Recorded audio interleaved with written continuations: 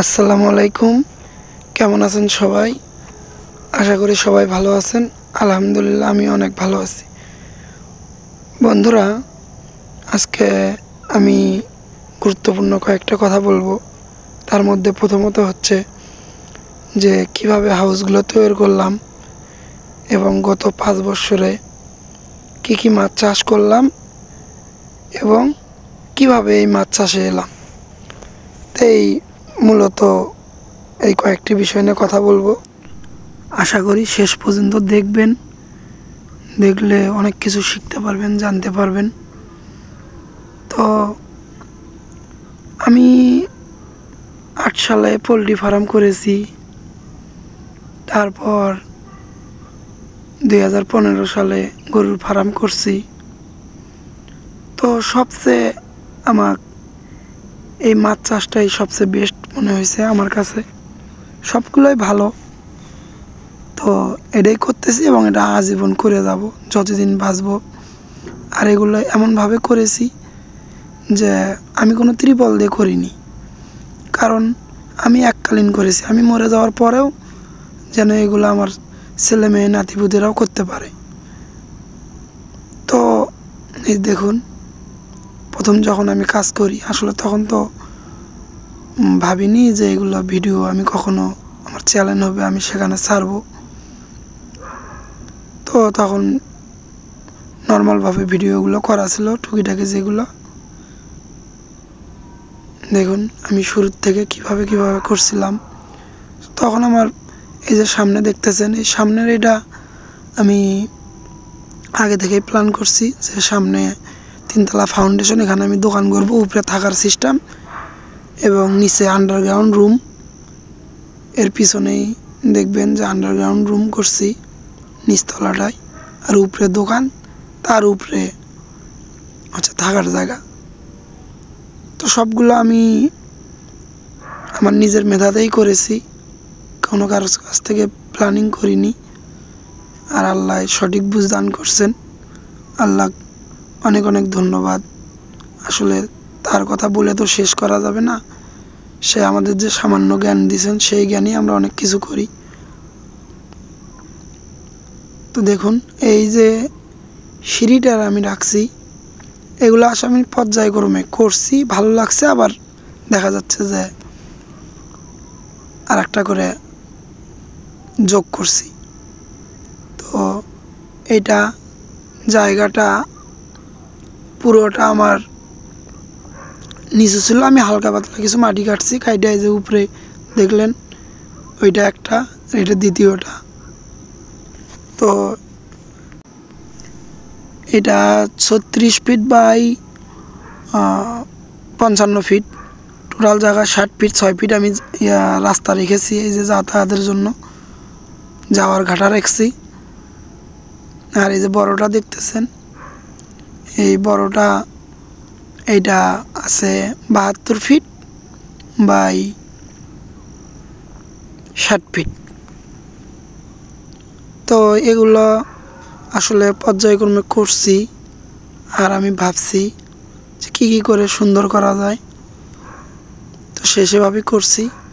এই যে গ্রামের কিছু পোলাপান, আমার ছেলে মেয়ে সবাই বলে যে আমরা একটু গোসল করব। তো আসলে আমরা গরিব মানুষ, আমরা তো সুইমিং কখনো করতে পারবো না। তো ধরেন সুইমিংয়ের মজাই ওরা নিচ্ছে।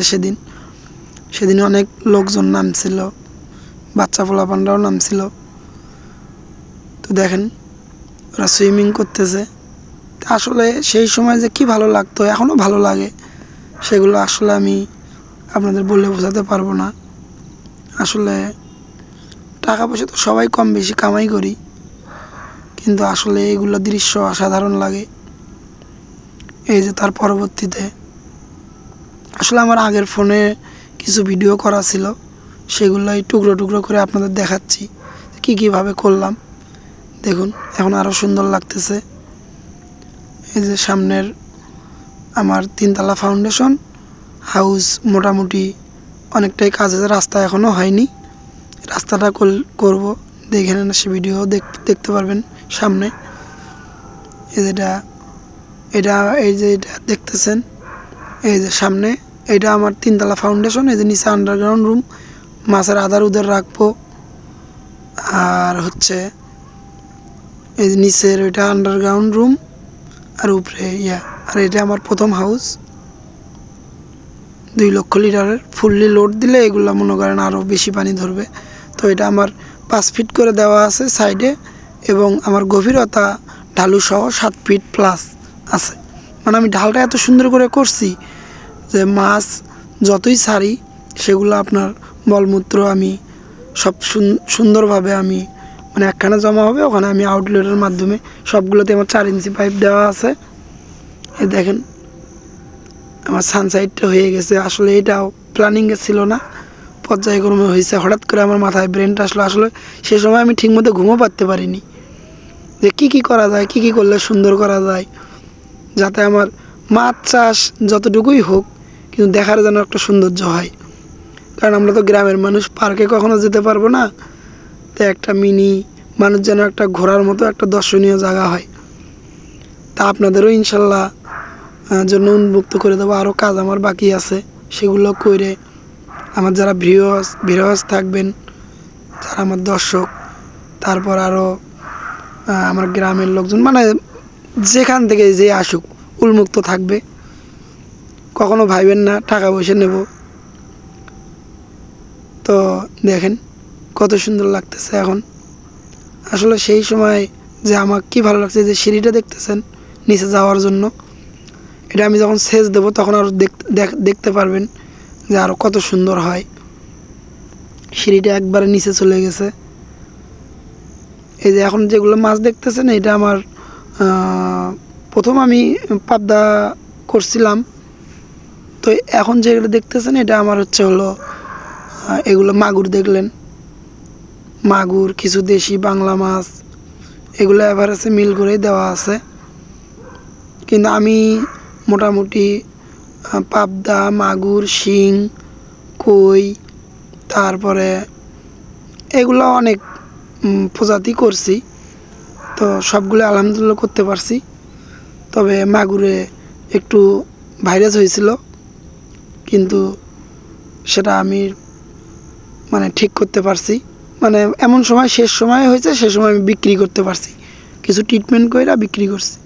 আর যে এগুলো দেখতেছেন এগুলো আমি কালার ফিশ করছিলাম 22 সালে কি 21 সালে করছিলাম। যাই হোক, কালার ফিশও সুন্দর হয়েছিল, কিন্তু আসলে কালার ফিশটা অনেক ভেজাল কি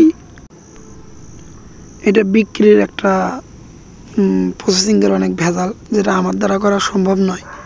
কারণ এটা আপনার সব সময় থাকতে হয়, কেউ নিতে আসলো দিয়ে দিতে হয়, আবার ফির বারে উঠায় দিতে। যেহেতু আমার এগুলো বড়ো হাউস, ছোটো হাউসও আছে আমার 1000 লিটার করেও, ওই সিঁড়ির নিচে ওখানে 10-12টা হাউস হয়েছে। তো ওগুলো দেখতে পারবেন সামনে। আর এই যে এই মাছগুলো আপনার দোকানে দিতে হয়, প্লাস কাটাপড় নিয়ে যেয়েও বিক্রি করতে হয়। তো আসলে এই ঘোরাঘুরির সময় আমার নেই, এই জন্য আমি এগুলো করব না। মানে আমি গত 5 বছরে আমি শুধু ট্রায়াল দিছি যে আমি বাড়িতে যাব, যে করার আগে আমি প্র্যাকটিক্যাল সব কিছুই করে দেখি যে কি করা যায়, কি মাছ হয়, কি মাছ আমি করতে পারবো। কারণ আমি তো ঢাকায় থাকি, তো আমি বাড়িতে যাব, কারণ এখানে এককালীন কখনোই থাকবো না। এজন্যই আমার এগুলো করা, যে আমি যেন ভবিষ্যৎ বাকি জীবনটা ওখানে কাটায় দিতে পারি সুন্দর করে। সেই হিসাবে আমি সব কিছুই মোটামুটি ট্রাই করছি।